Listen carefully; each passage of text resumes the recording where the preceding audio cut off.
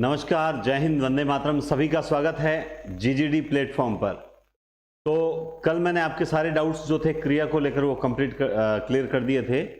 और रही बात, अगर फिर भी देखो एक साथ आप चाहते हो 100% सीखना, तो वो नहीं होता। प्रैक्टिस करेंगे, जब अव्यय पढ़ेंगे तब भी क्रिया वापस घूम के आएगी, जब काल पढ़ेंगे तब भी क्रिया वापस। मैंने कहा ना, हर टॉपिक कनेक्टेड है, तो हम सब पढ़ेंगे, टेंशन लेने की जरूरत नहीं है। और आज हम पढ़ेंगे क्रिया की अंतिम क्लास है आज, और इसमें हम जो रचना के आधार पर और काल के आधार पर क्रियाएं पढ़ेंगे। तो एक बार सभी साथियों का फिर से अभिनंदन, और क्लास के बाद भी शेयर जरूर करें, क्योंकि ये सीजन चल रहा है विदाउट वैकेंसी। इसमें पढ़ने वाले अभ्यर्थी जो होते हैं वो कहीं ना कहीं अपनी दिनचर्या में व्यस्त हैं। आप समय निकालते हो, बहुत अच्छी बात है। अब कल टेस्ट होगा, कल संडे है, या तो कल टेस्ट होगा, और हाँ कल ही लेते हैं टेस्ट, या देखते हैं कल थोड़ा टाइम चेंज हो सकता है। मैं सर से बात करूंगा और उसकी सूचना आपको सुबह दे देंगे टेलीग्राम ग्रुप पर, ठीक है। और आधे घंटे पहले क्लास भी लगा दें, कोशिश है।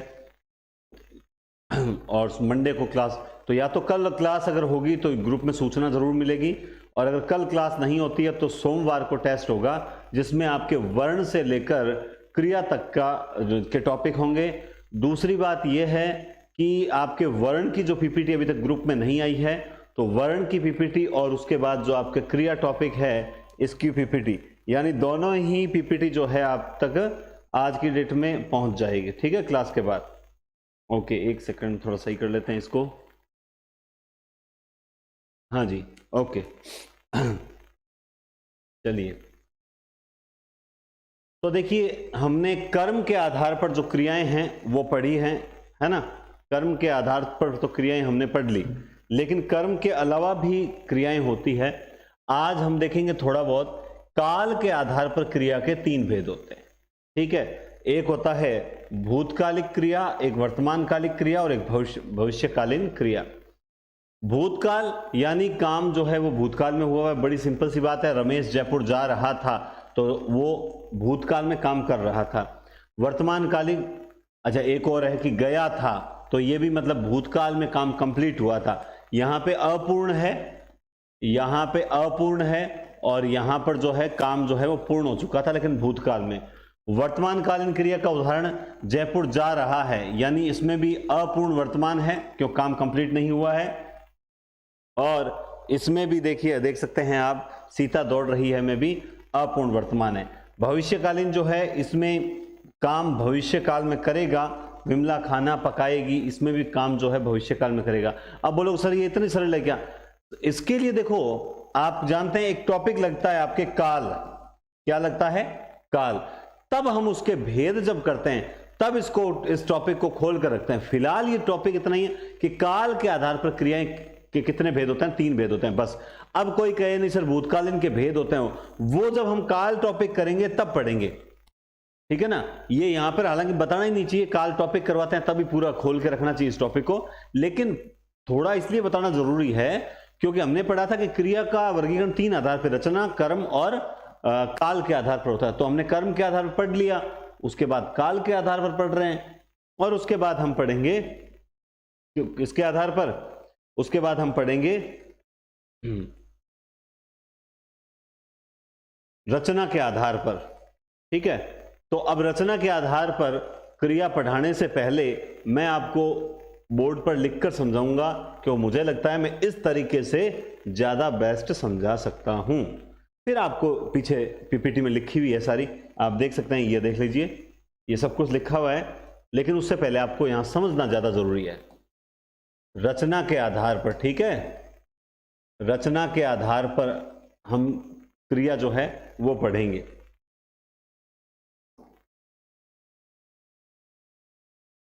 चलिए, सबसे पहले आप इन चीजों को समझें। मुख्य क्रिया क्या है? मुख्य क्रिया। फिर है सहायक क्रिया। क्या है? सहायक क्रिया। और फिर है आपके संयुक्त क्रिया। क्या है? संयुक्त क्रिया। तो ये मुख्य क्रिया, सहायक क्रिया और संयुक्त क्रिया, तीन क्रियाओं को समझते हैं। पहले मैं यहां तीन वाक्य लिखता हूं। विकास फल खा रहा है, मोहन बाजार से आ चुका है, धीरज गाना गा चुका होगा। ये तीन वाक्य मैंने आप लिख दिए और आपसे पूछा कि आप बताओ इसमें कौन सी क्रिया है वगैरह, कैसे पता चल रहा है आपको, है ना? ओके, ठीक है। तब देखो, सबसे पहले आप इस चीज को यूं समझिएगा, मुख्य क्रिया क्या होती है? वाक्य में जो भी मुख्य काम होता है वही उसकी मुख्य क्रिया होती है। हमने अकर्मक सकर्मक जब पढ़ी तो हमने ये बात बोली, सबसे पहले वाक्य में क्रिया खोज लो। तो क्रिया कौन सी खोजनी थी? मुख्य क्रिया खोजनी थी। अब इस वाक्य में, पहले वाक्य में आप देख सकते हैं कि मुख्य काम क्या हो रहा है। आप मुझे ये बताएं, मुख्य काम जो है वो क्या हो रहा है? तो आप कहोगे सर मुख्य काम हो रहा है खाना। ठीक है, वेरी गुड। मोहन बाजार से आ गया, इसमें मुख्य काम क्या हो रहा है? आप बोलोगे सर आना। धीरज गाना गा चुका होगा, इसमें मुख्य काम क्या हो रहा है? आप बोलोगे सर गा। तो ये इन वाक्यों में क्या हो रहे हैं? मुख्य कार्य हो रहे हैं। तो अगर आपसे पूछे कि मुख्य क्रिया कौन सी है, रेखांकित करके पूछे कि मुख्य क्रिया पहचानो, तो खाना, आना और गाना ये मुख्य क्रिया है। अब सहायक क्रिया की बात करते हैं। तो सहायक क्रिया क्या है? तो इसको समझने का बड़ा सिंपल तरीका है। किताबें थोड़ी सी कंफ्यूज करती है। कुछ किताबें लिखती है जो काल को दर्शाती है, कुछ किताबें लिखती है कि अंत में। मैं इसको बहुत सरल तरीके से समझा सकता हूं कि मुख्य क्रिया को छोड़कर पीछे जो भी बचा वो सहायक है। एक फिल्म में एक मेन हीरो होता है और कुछ हीरो उसके सपोर्ट में आते हैं ताकि वो हीरो जो है उसको थोड़ी सी सहायता मिल सकती है। गुंडे घेर लें अगर तो वो उसे बचाने आ जाए। तो वैसे ही मुख्य क्रिया को छोड़कर पीछे जो बच गया वो सारा क्या है? सहायक है। वो सारा क्या है? सहायक है। तो फिर संयुक्त क्रिया क्या है? बहुत ही सिंपल है, मुख्य क्रिया प्लस सहायक क्रिया, दोनों क्रियाओं को एक साथ पूछ ले, दोनों क्रियाओं को एक साथ पूछ ले तो इसका नाम क्या हो जाएगा? संयुक्त क्रिया। बस इतनी सी रामायण आपको समझनी है। तो मुख्य क्रिया क्या है? मेन काम, पीछे बचा दो सहायक और सारा मिला दो तो क्या हो जाएगा? संयुक्त। तो पहली चीज तो आपको यह समझानी थी जो आपके हो चुकी है। तो मैं मिटा दूं इसको? ओके, तो मैं मिटा देता हूं यहां तक। अब आप देखो, फिर जो मेन क्रिया है उस पर बात करते हैं। जैसे चलो मैं आपको पूर्वकालिक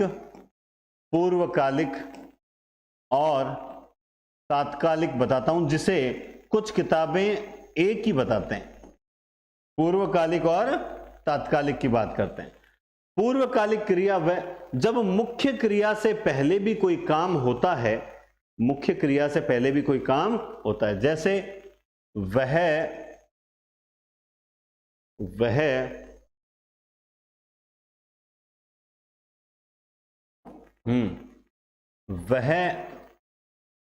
पढ़कर सो गया, वह पढ़कर सो गया। तो इस वाक्य में मुख्य काम क्या हो रहा है? बोलोगे सर सोना हो रहा है, मुख्य काम सोने का हो रहा है। लेकिन सोने से पहले उसने क्या किया था? वो पढ़ा था। सोने से पहले उसने क्या किया? वो पढ़ा था। तो यहां पर ये क्या हो जाएगा? पढ़कर सो गए। ये पूर्वकालिक क्रिया है। जैसे वह खेलकर आया, तो वाक्य में मुख्य काम क्या हो रहा है? बोला आया। लेकिन आने से पहले उसने कौन सी क्रिया संपन्न की? इसमें क्रिया संपन्न होती है, मुख्य क्रिया से पहले एक क्रिया संपन्न होती है। खेल कर आया, तो उससे पहले वो खेला था। तो यहां पर ये क्या हो जाएगी? ये हो जाएगी पूर्वकालिक क्रिया हो जाती है। समझ गए बात? अब देखो तात्कालिक क्रिया में तत्काल में होती है। अब जैसे वह पढ़कर सो गया, अब वो पढ़ा था पहले, फिर पढ़ लिया, उसके बाद काफी देर इधर उधर घुमा और पढ़ने के बाद वो सो गया। तो तत्काल का नियम नहीं है यहां। तत्काल में तत्कालीन होती है, सेम ऐसे होती है। जैसे वह दौड़ते ही गिर गया, वह दौड़ते ही गिर गया। अब इसमें भी मुख्य काम क्या हो रहा है? गिर गया।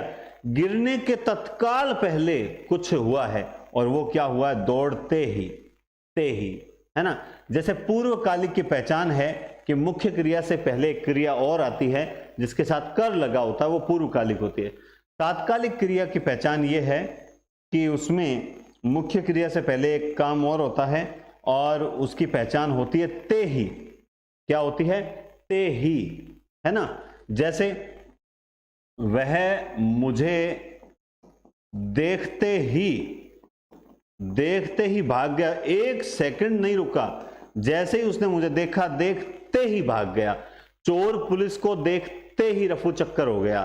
तो ते ही जो क्रिया है, पहचान है इसकी, मुख्य क्रिया से पहले क्रिया आएगी जिसकी पहचान है ते ही, वो होती है तात्कालिक क्रिया।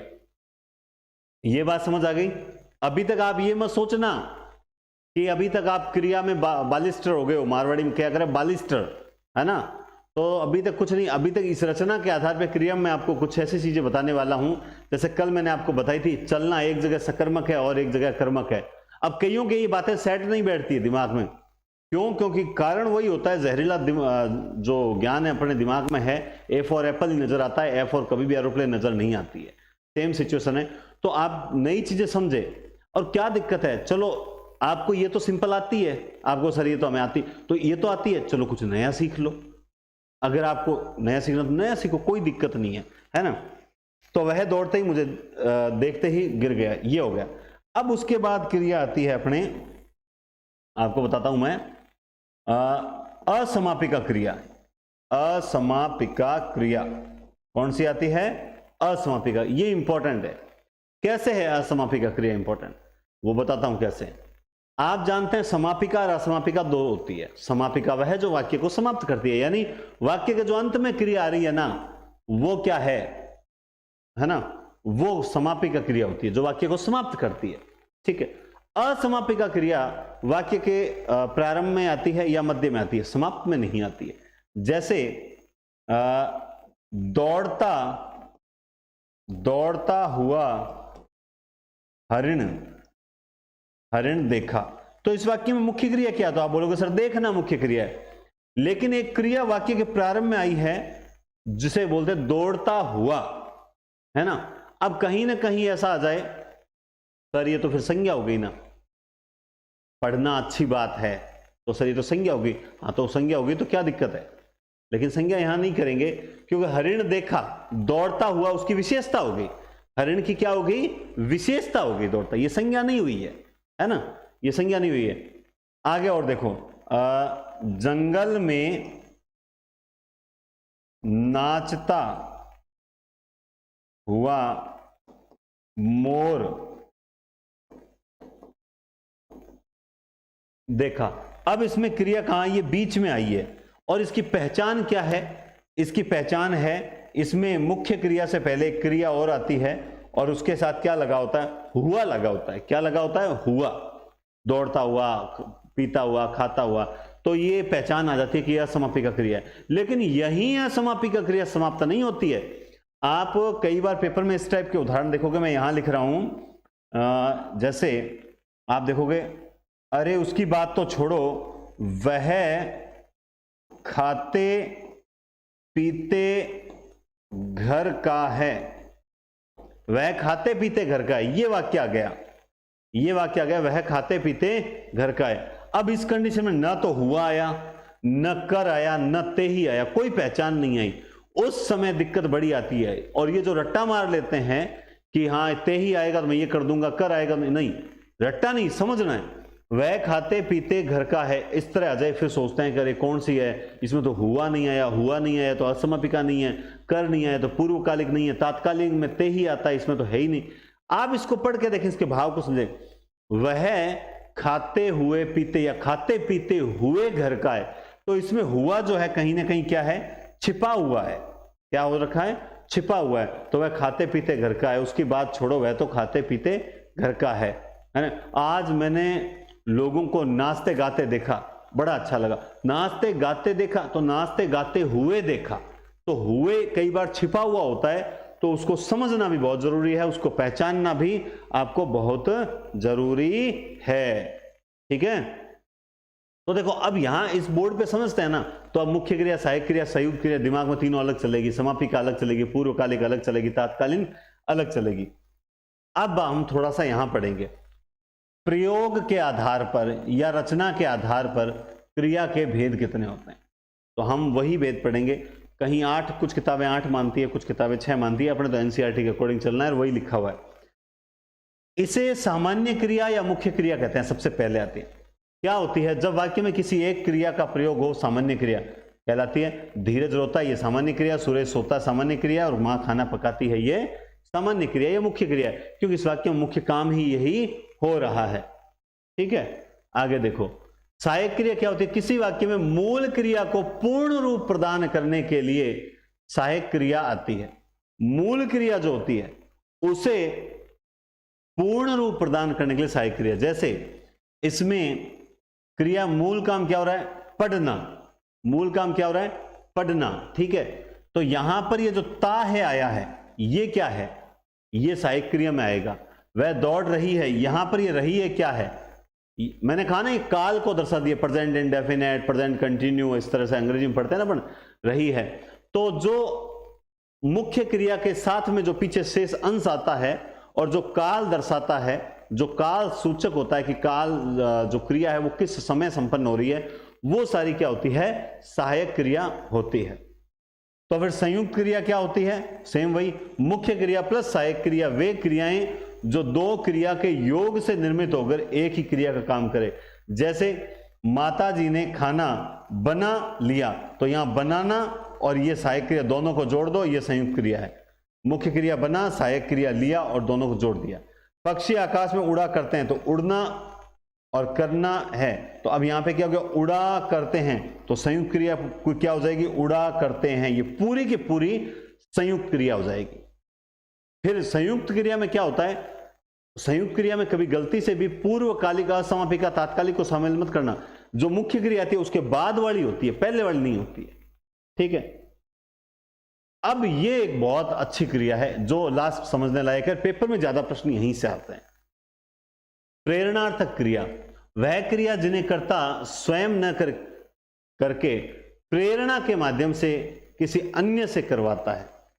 अब हमने क्या पढ़ रखा है दोस्तों, हमने ये पढ़ रखा है, ये रहा, कविता सीता से पत्र लिखवाती है, और हमने पढ़ रखा है कि इसमें लास्ट में वाना आता है, वो प्रेरणार्थक होती है। क्या पढ़ रखा है, वाना आता है, वो होती है प्रेरणार्थक। लेकिन ऐसा भी नहीं है, ऐसा भी नहीं है, मैं आपको बताऊंगा। देखो, ये प्रेरणार्थक मुख्य क्रिया से बंधे, लिखना, लिखवाना, पढ़ना, पढ़वाना, बनना, बनवाना, देना, दिलवाना। तो वाना वाना वाना वाना, देखो लिख रखा है सबने वाना, तो हम सोच लें कि सर वाना लगा होता है वही प्रेरणार्थक होती है, लेकिन ऐसा नहीं है, है ना, ऐसा नहीं है, ऐसा नहीं है। अच्छा, इसमें नहीं बताया। चलो एक बार ये पूर्वकालिक 2 मिनट पढ़ लेते हैं, फिर मैं यहाँ नीचे खाली जगह में समझाऊंगा। पूर्वकालिक क्रिया या तात्कालिक क्रिया, किताबों में ये साथ में दी हुई होती है, लेकिन आप इसको साथ में ना समझें, मैंने आपको बता दिया है। तात्कालिक क्रिया हमेशा ते ही से जुड़ी रहती है, जबकि पूर्वकालिक क्रिया जो है हमेशा कर से जुड़ी रहती है। तो बालक पढ़कर सो गया, ये पूर्वकालिक में आएगा, और मेला देख के सो गया, ये भी पूर्वकालिक में आएगा। अगर ऑप्शन में पूर्वकालिक है ही नहीं, तो उस कंडीशन पे आप तात्कालिक करोगे। इसलिए साथ में देते हैं कि ऑप्शन में मान लो यही उदाहरण देके आपसे पूछा कि इसमें कौन सी क्रिया है, और ऑप्शन में पूर्वकालिक नहीं, फिर आप कौन सी करोगे, तात्कालिक करोगे, इसलिए ये साथ में देते हैं। और वह, ठीक है, वह रोते ही सो गया, इस तरह से मान लो बच्चा है वो रोते ही सो गया, तो रोते ही ये क्या है, तात्कालिक क्रिया है। अगर ऑप्शन में तात्कालिक नहीं है तो फिर हम इसे पूर्वकालिक कर देंगे। ठीक है, तो इसलिए इन दोनों का साथ में प्रयोग होता है। क्यों होता है, क्योंकि ये मुख्य क्रिया से ठीक पहले आती है, और दूसरा तत्काल में या फिर तुरंत पहले होती है। कोई काम संपन्न करके और करने के तुरंत बाद मुख्य काम होता है। तो वह रोते पहले रोया, काम कंप्लीट हो गया, अब वो सोया, तो दोनों में कार्य संपन्न हो जाता है पहले, इसलिए इनको साथ में पढ़ते हैं। ये कोई खास बात नहीं है, आप पहचान लोगे, मैंने आपको पहचान बता दी। थोड़ा सा हम बात करते हैं प्रेरणार्थक क्रिया पे। देखो, आपने ये पढ़ रखा है, बचपन से हम ये उदाहरण पढ़ रहे हैं, मालिक ने नौकर से नौकर से चाय बनवाई। क्या की? नौकर से चाय बनवाई। तो पीछे वाना आते ही हम लोग कर देते हैं क्रिया, लेकिन ऐसा नहीं है, आप समझे इस बात को। एक क्रिया क्या है? पढ़ना, यह है मूल क्रिया। और एक मैं अकर्मक क्रिया लिखूंगा चलना, ये क्या है? मुख्य क्रिया है। क्या है ये? मुख्य क्रिया। ध्यान से समझना। और यहां पर मैं लिखता हूं प्रथम प्रेरणार्थक। क्या लिखता हूं? प्रथम प्रेरणार्थक, यह है दूसरा। और यहां मैं लिखता हूं द्वितीय प्रेरणार्थक। क्या लिखता हूं? द्वितीय प्रेरणार्थक। समझ गए? 3। देखो, पढ़ना और ये हो गया पढ़ाना, और यहां पे क्या हो गया? पढ़वाना, है ना। चलना, चलाना और चलवाना। समझना बात को, ठीक है। तैरना, तिराना, ठीक है, और तिरवाना, यही होगा क्या या नहीं होगा? ठीक है। उड़ना, उड़ाना और उड़वाना, ठीक है। अब हम लोगों को यह तो पता है कि जिसमें वाना आए वो क्या हो जाती है? वो हो जाती है द्वितीय प्रेरणार्थक क्रिया। लेकिन कई बार आप नोटिस कीजिए, ये तीनों अकर्मक क्रियाएं हैं, ये तीनों अकर्मक है, चलना, तैरना, उड़ना। लेकिन देखिए इनको हमने क्या कर लिया? प्रथम प्रेरणार्थक में कन्वर्ट कर लिया। और प्रथम प्रेरणार्थक में कन्वर्ट करने की ट्रिक बताता हूं, आप नोटिस करना। हमेशा क्रिया में जो बीच वाला वर्ण होगा वो दीर्घ रूप में होगा, आ के रूप में। पढ़ना, पढ़ाना, चलना, चलाना, तैरना, तिराना, उड़ना, उड़ाना, कटना, कटाना। समझ रहे हो बात आप? तो ये प्रथम प्रेरणार्थक रूप होता है। तो सर इसमें क्या होता है? मैं बताता हूं क्या होता है। इस तरह से ये आपने वाक्य देख लिया, कविता सीता से पत्र लिखवा दिया। आप समझना, देखो, अध्यापक ने बच्चों को पाठ पढ़ाया। और एक मैंने लिखा, अध्यापक ने बच्चों से, मेरी बात को जो ध्यान से सुनेगा समझ लेगा। मैंने 2 वाक्य लिखे हैं, एक में मैंने लिखा है अध्यापक ने बच्चों को पाठ पढ़ाया, और एक में लिखा है अध्यापक ने बच्चों से पाठ पढ़ाया। यहां थोड़ा सा चेंज किया है। देखो, प्रेरणार्थक क्रिया के 2 रूप होते हैं, एक होता है प्रथम प्रेरणार्थक, एक होता है द्वितीय प्रेरणार्थक। प्रथम प्रेरणार्थक वो रूप होता है जो हम द्विकर्मक क्रिया में ज्यादातर देखते हैं, उसमें द्विकर्मक क्रिया होती है या फिर प्रथम प्रेरणार्थक होता है। उसकी पहचान कैसे करें सर, आप तो ये बताओ। प्रथम प्रेरणार्थक क्रिया होती है, उसमें कर्ता जो होता है वो काम करने में शामिल रहता है। जैसे यहां कविता सीता से पत्र लिखवाती है, तो कविता सीता से पत्र लिखवा रही है, तो कविता पत्र लिखने में बिल्कुल भी शामिल नहीं है, क्योंकि उसने सिर्फ सीता को प्रेरणा दी है कि भाई तू पत्र लिख, और कविता साइड में हट गई। अध्यापक बच्चों से पाठ पढ़ा रहा है, मतलब खुद नहीं पढ़ रहा है, शामिल नहीं है उस काम में, वो सिर्फ उससे पढ़वा रहा है। सिर्फ उसने क्या दी है? अध्यापक ने प्रेरणा दी है। ये तो हम सब जानते हैं प्रेरणार्थक। लेकिन प्रथम प्रेरणार्थक जो होती है, जैसे लिखना, तो यहां क्या हो जाएगा? लिखाना, पढ़ना, पढ़ाना, बनना, बनाना, देना, दिलाना। समझ गए बात? अब आप नोटिस करें, ये लिखना, पढ़ना, बनाना, इस प्रथम प्रेरणार्थक में कर्ता कार्य में शामिल होता है। जैसे आप इस उदाहरण को देखें, अध्यापक ने बच्चों को पाठ पढ़ाया। अध्यापक मैं हूं, मैं बच्चों को पाठ पढ़ा रहा हूं, तो जब मैं बच्चों को पाठ पढ़ाऊंगा तो वो मैं पढ़ के ही तो पढ़ाऊंगा। तो पढ़ कौन रहे हैं? आपसे पूछा जाए, पढ़ बच्चे रहे हैं, लेकिन पढ़ा मैं रहा हूं, तो मैं उनके पढ़ने में शामिल हूं। लेकिन मैंने बच्चों से पाठ पढ़वाया, अब मैं शामिल नहीं हूं। इस बात को समझे।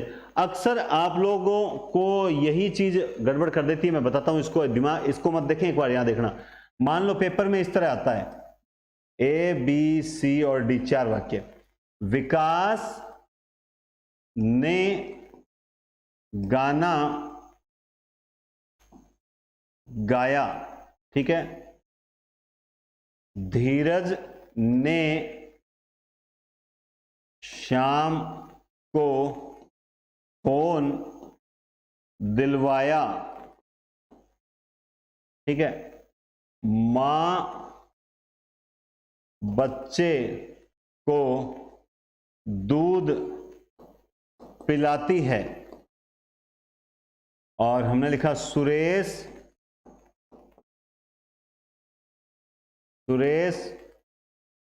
मोहन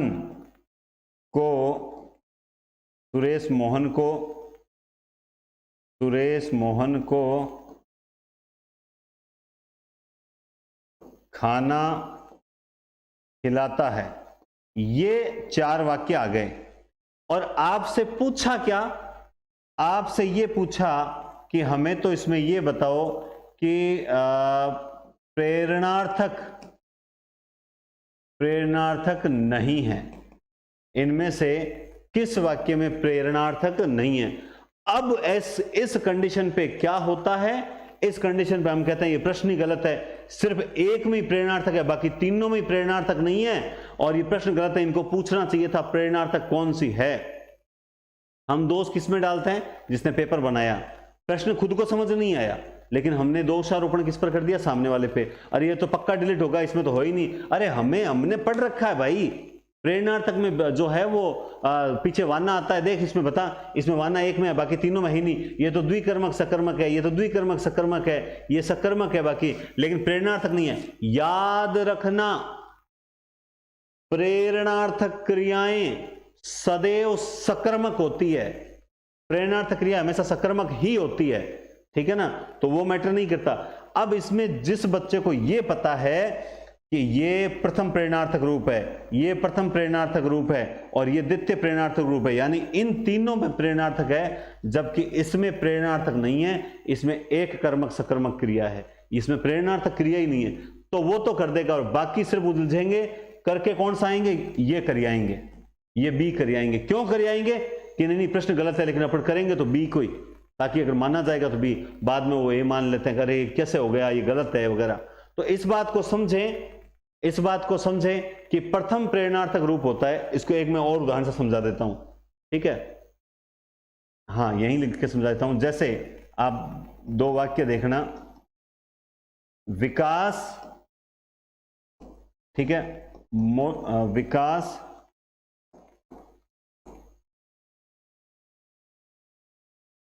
शाम से पानी भरवाता है, ठीक है, और मैंने एक वाक्य लिखा, विकास शाम को पानी भरवाता है। देखो दोनों वाक्य में मैंने सिर्फ एक चीज चेंज की है, और वो आपको दिखाई भी दे रही होगी। वो कौन सी है चीज, आप देखो यहां को है और यहां से मैंने बाकी कुछ चेंज नहीं किया, लेकिन कितना अंतर है ये आप सबको पता है। वो पानी, अच्छा इसमें मैं यूं लिखूंगा, ठीक है, एक बार चलो वो लिखा तो वही जाएगा, भरवाता है, हाँ सही लिखा था, ठीक है। ये क्यों सेम डिटो क्यों लिखा, आपको समझाने के लिए कि अगर वाक्य में ये आए कि क्रिया जो है उस करने वाला से, साधन कोई दूसरा व्यक्ति है, यानी प्रेरणा किसी और को दी गई है, से आ जाए तो वो द्वितीय प्रेरणार्थक है। लेकिन अगर को आता है तो वहां प्रथम प्रेरणार्थक होता है, तो वहां क्या होता है, प्रथम प्रेरणार्थक होता है। मैं एक वाक्य और समझाता हूं आपको, हाँ आप देखना, विकास जो है नौकर से जो है गाड़ी, नौकर से गाड़ी चलवाता है, गाड़ी चलवाता। कोई कहे सर चलवाता कोई शब्द थोड़ी होता है, क्यों नहीं होता है, ठीक है। और एक में लिखी विकास, ठीक है, जो है बच्चों को गाना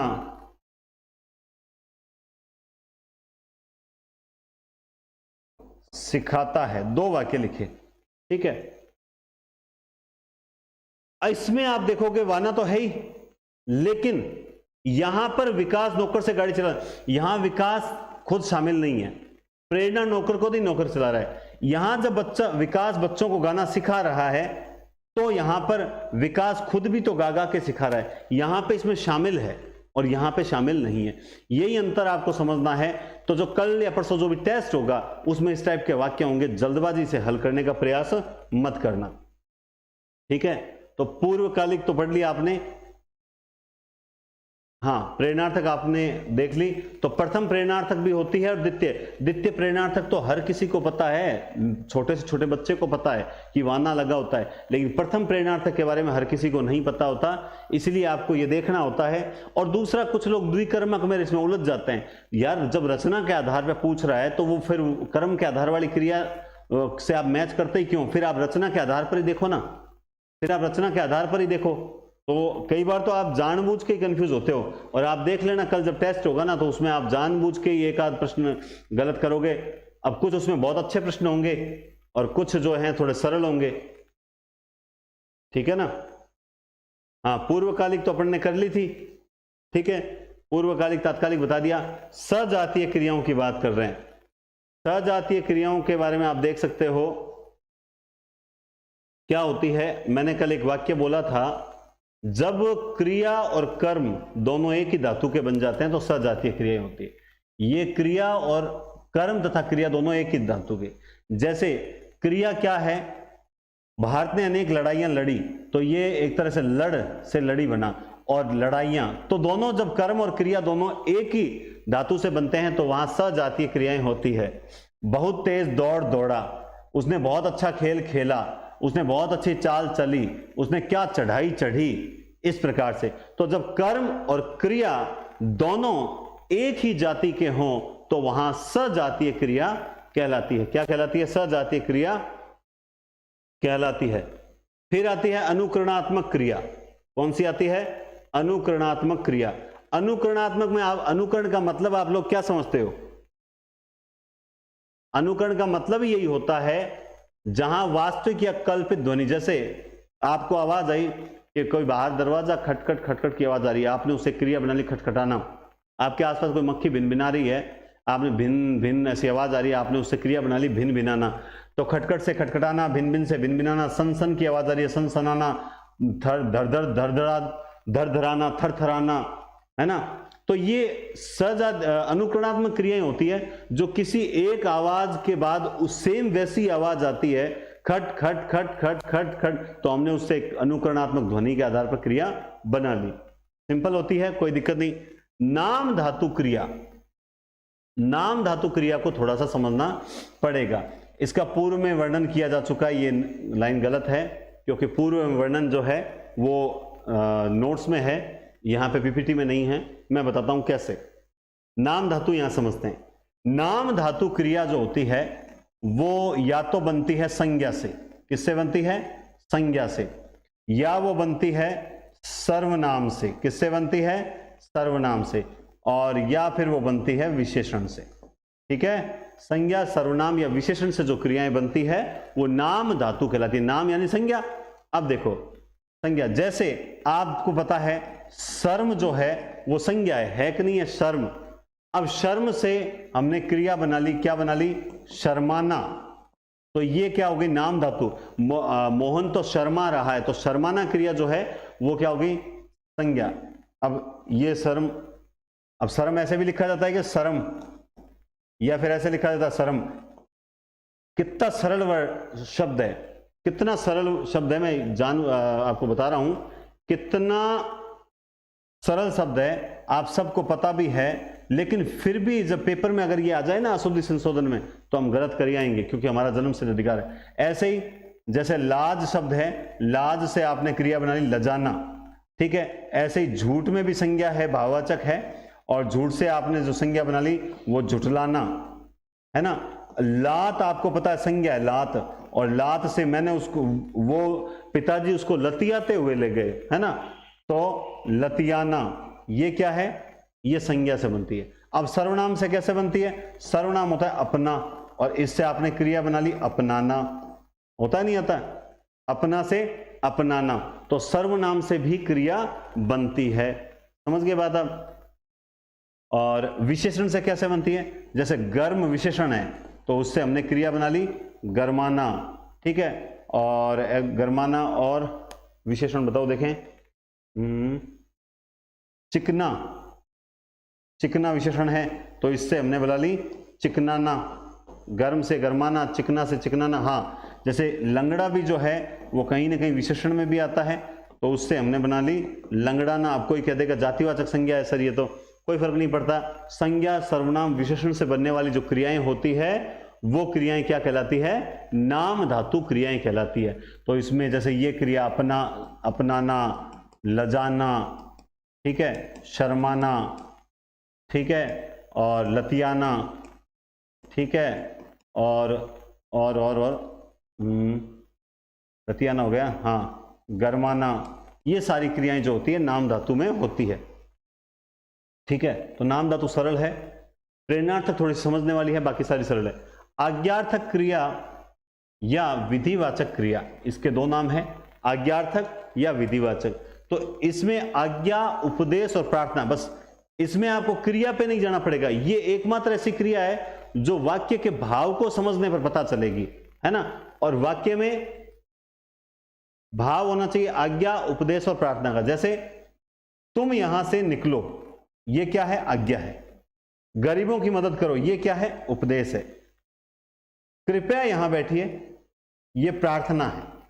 तो आज्ञा, उपदेश और प्रार्थना, तुम यहां से निकलो ये आज्ञा है, गरीबों की मदद करो ये उपदेश है, कृपया यहां बैठिए ये प्रार्थना। तो ये एकमात्र ऐसी क्रिया है जो भाव पर डिपेंड है। भाव समझ गए तो क्रिया समझ में आ जाएगी, कोई दिक्कत भी नहीं है। तो अब देखो 9 क्रियाएं हो चुकी है। उसके बाद आती है यहां पर समापिका क्रिया। क्या क्रिया है, समापिका। इसमें मैंने आपको बताया था जैसे सहायक क्रिया मुख्य क्रिया के बाद आती है, ये भी मुख्य क्रिया के बाद आती है। इसको समझना थोड़ा सा कठिन है। ये क्रियाएं जो वाक्य में समाप्त करती है, एक बात ध्यान रखो, और क्रियाओं का संबंध कर्ता से होता है, इनके लिए लिंग वचन पुरुष कर्ता के अकॉर्डिंग होते हैं। तो इनको समझने के लिए यूं मानो जो सहायक क्रिया और समापिका क्रिया को अलग करना बहुत मुश्किल है। दोनों में से कभी भी दोनों साथ नहीं पूछी जाती, या अगर सहायक पूछेगा तो ऑप्शन में समापिका नहीं होगी, समापिका क्रिया पूछेगा तो ऑप्शन में सहायक नहीं होगा। एक तो ये इसका तरीका है। अब इसमें क्या है, समापिका वाक्य को जो समाप्त करती है, तो ये देख लीजिए किया है नंबर 1। लेकिन इसकी बजाय आप इसे यूं समझे, मैं बताता हूं। अब आप कहोगे सर लिंग वचन पुरुष, ये भी तो आपने बताया। देखो अगर कोई एक है तो हम इस तरह हैं लिखते हैं, और बहुवचन है तो हम क्या लिखते हैं लिखते हैं। लिखते हैं नहीं लिखते हैं, ठीक है। एक वचन है तो था लिखते हैं, और बहुवचन है तो थे लिखते हैं, और वैसे है तो थी लिखते हैं। लिखते हैं कि नहीं लिखते हैं, लिखते हैं, है ना। और जैसे और भी था, थे, थी, है ना। बस ठीक है, इससे समझ जाओगे। मोस्टली इसमें यही पूछा जाता है। आप इसको एक ही चीज में दिमाग रखो कि जो वाक्य के जो अंत में है, वाक्य के जो अंत में है, ठीक है, बस यही समापिका है। आज तक कभी समापिका का प्रश्न नहीं पूछा गया, क्योंकि ये सहायक से मैच करती है। थोड़ा क्लिष्ट है, क्योंकि कुछ किताबें जो है रहिए को पूरा शामिल करती है, जबकि रहिए को शामिल कर लेंगे ना तो ये कालवाचक हो जाएगी, काल दर्शाएगी, और काल दर्शाती है सहायक, तो मैच नहीं करती। इसीलिए जो वाक्य को समाप्त करती है लास्ट में, आप इसको एक तरीके से और समझ सकते हो कि किसी भी वाक्य का जो अंतिम धातु है, किसी भी वाक्य का जो अंतिम धातु है वो आ जाता है समाप्त। और ये है भाई, ये भी तो क्रिया बनती किससे, धातु से ही बनती है, क्रिया धातु से ही बनती है। वाक्य को जो लास्ट में जो क्रिया आई है ना, जैसे होना, है का मतलब क्या होता है, होना, और था का मतलब भी क्या होता है, भूतकाल में होना, तो ये भी तो क्रिया ही तो है। तो वाक्य को जो समाप्त करती है वो होती है समापिका, और जो बीच में या प्रारंभ में आती है वो होती है असमापिका। इसको आप इसी तरह से समझे। असमापिका क्रिया की हमने अभी बात की, वे क्रियाएं जो वाक्य को समाप्त करती है और समाप्त नहीं करती और वाक्य के अंत में ना आकर अन्यत्र आती है। बहता हुआ गंगा जल किसे नहीं भाता, नाचता हुआ मोर, वह आते जाते थक जाता है, नाचता हुआ मोर सुंदर लगता है, मैंने दौड़ते हरिण को देखा, राजेश चलते चलते थक गया, कैलाश कैलाश तुम आते जाते रहना, है ना, मोहन खाते पीते घर से संबंध रखता है। आप नोटिस करें, अब इस वाक्य में मुख्य क्रिया क्या है? भाना, इसमें देखना, इसमें जाना, इसमें लगना, इसमें देखना, इसमें थकना, इसमें रहना, इसमें रखता। तो कुल मिला के मुख्य क्रिया जो है वो दूसरी है। असमापिका क्रिया वाक्य के प्रारंभ में या मध्य में आती है और वाक्य को जारी रखती है, समाप्त नहीं करती, इसीलिए इसका नाम क्या है? असमापिका क्रिया है। ठीक है, ये भी असमापिका और ये भी अच्छा 2 बार आ गई। ठीक है। 13 रंजक क्रिया, इसको समझें, ये थोड़ी सी और क्लिष्ट है। रंजक क्रिया, रंजक का मतलब होता है किसी भी जो सामान्य क्रिया है या मुख्य क्रिया है उसके प्रभाव में वृद्धि करना, उसके प्रभाव में वृद्धि करनी। ठीक है। और सबसे बड़ी बात बताता हूं, इसमें एक चीज याद रखना समझने लायक, मुख्य क्रिया सहायक रूप में आती है इसमें। मतलब जो क्रियाएं हमेशा मुख्य क्रिया के रूप में आती है, जैसे मान लो सलमान खान, शाहरुख खान, है ना, अक्षय कुमार, अजय देवगन, ये क्या है? किसी पिक्चर के मेन हीरो होते हैं, है ना। लेकिन कई बार ये क्या करते हैं? सहायक रूप में आते हैं, इसलिए उस जो मेन हीरो दूसरा होता है उसके प्रभाव को बढ़ाने के लिए। औसतन वो सहायक में नहीं आते, लेकिन कभी कभार जब आते हैं ताकि उस मेन हीरो के प्रभाव में। सेम यही, इस क्रिया का प्रयोग वाक्य की मुख्य क्रिया, वो जो नए छोटे बजट का हीरो है, मुख्य क्रिया के प्रभावशाली आकर्षक बनाने में। आपको पता है उठना मुख्य क्रिया होती है, खाना मुख्य क्रिया होती है, पढ़ना मुख्य क्रिया होती है, डालना मुख्य क्रिया होती है। तो सहायक तो कौन सी होती है? चुका है, रहा है, गया, ये होती है सहायक। लेकिन ये मुख्य क्रियाएं हैं, लेकिन ये जब सहायक में आती है तब उसे रंजक क्रिया कहते हैं। तो इस वाक्य में मुख्य क्रिया क्या है? इस वाक्य में मुख्य क्रिया आप देखो, चिल्लाना मुख्य क्रिया है कि नहीं है? लेकिन चिल्ला उठेगी, वो ऐसे भी तो बोल सकता था वह चिल्ला रही है, या वह चिल्लाई, या वह चिल्लाएगी, वह चिल्लाएगी, वह चिल्लाएगी। लेकिन इससे आनंद नहीं आता, अरे मत कर, वह चिल्ला उठेगी। अब चिल्लाने क्रिया में प्रभाव बढ़ गया। सेम ऐसे ही, मैंने 2 रोटी खाई, इतना भी तो बोल सकता, मैंने तो 2 रोटी खा डाली। खाने में क्या हो गया? प्रभाव बढ़ गया। अब मोहन, अब लो, अब मोहन तो चला, सिंपल है, ए मोहन तो ये चल पड़ा, चल पड़ा। अब पड़ा कहने की कहां जरूरत थी? लेकिन पड़ा कहा क्योंकि वाक्य में प्रभाव बढ़ाने के लिए। मां ने कपड़े धोए, सिंपल कह सकता था मां ने कपड़े धोए, लेकिन ऐसा नहीं कहा मां ने कपड़े धो डाले। अभी डाले कहना जरूरी था क्या? लेकिन जो है कहीं ना कहीं कहना जरूरी था, क्यों? प्रभाव में वृद्धि करने। तो धो डाले, मां ने कपड़े धो डाले।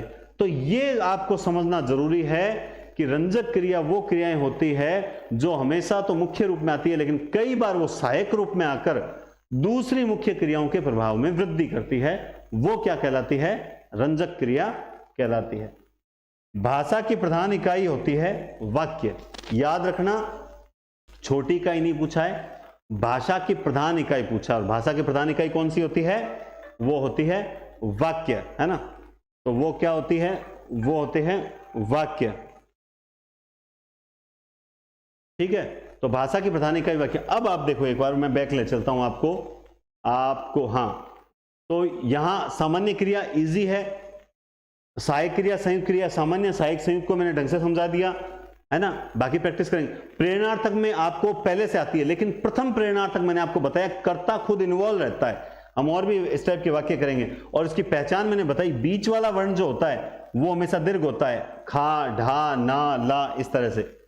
पूर्वकालिक में पढ़कर, देखकर, खेलकर, दौड़कर, सोकर, उठकर, बैठकर, नहाकर, गाकर, ये होता है। और तात्कालिक में ते ही, उठते ही, बैठते ही, खाते ही, सोते ही, पीते ही, नहाते ही, इस तरह से होता है, ते ही होता है।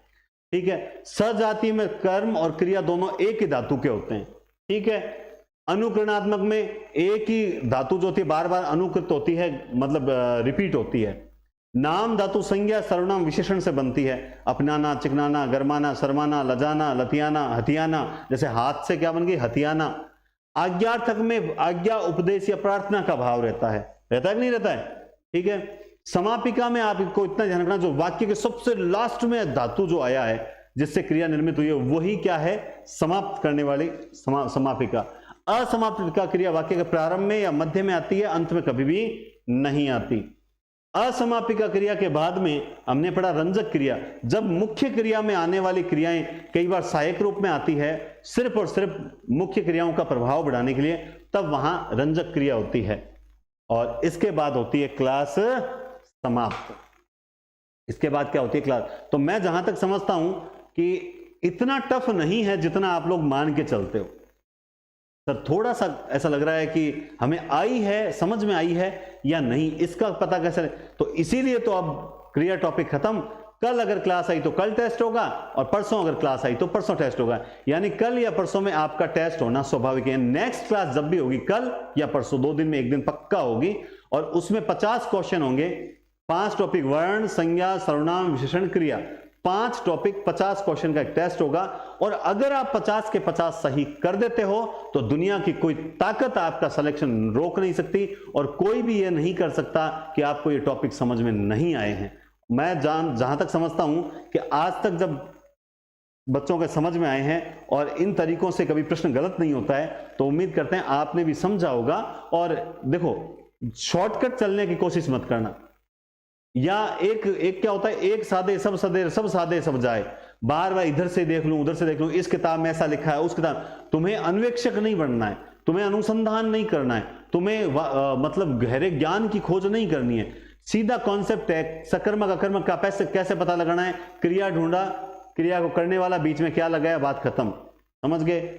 मुख्य क्रिया मेन काम होता है, सहायक क्रिया मुख्य क्रिया को छोड़कर दोनों को मिला दिया, संयुक्त क्रिया। असमापिका बीच में आती है, समापिका लास्ट में आती है। रंजक क्रिया मुख्य क्रिया प्रभाव बढ़ाने में आती है। कर लग गया पूर्वकालिक, ते ही लग गया तात्कालिक, खाते हुए पीते हुए असमापिका क्रिया। आपको सिलेक्शन लेना है, विद्वान बनने का प्रयास ना करें। विद्वान बनने का प्रयास करते हैं वो सिर्फ कमियां खोजते हैं। जिनको सिलेक्शन लेना है वो अपने कॉन्सेप्ट तैयार करते हैं। आगे कोई किताबें आपके पास पड़ी है पहले रीट वगैरह की, उनको खोलते हैं, देखते हैं कि चलो मैं चेक करता हूं इसमें सर के तरीके से हो रहा है कि नहीं हो रहा है। नहीं हो रहा है तो आप मुझे बताएं, मैं उनको सॉल्व करूंगा, है ना। और साहित्य की क्लासेस जो हैं वो रोज रात को 8:30 से 9 चल रही है। आप लोग सेकेंड ईयर की तैयारी कर रहे हैं तो साहित्य की क्लासेस भी बराबर ज्वाइन रखें, वरना गड़बड़ हो जाएगी। चलिए, बहुत बहुत धन्यवाद, टेक केयर, शुभ दिन।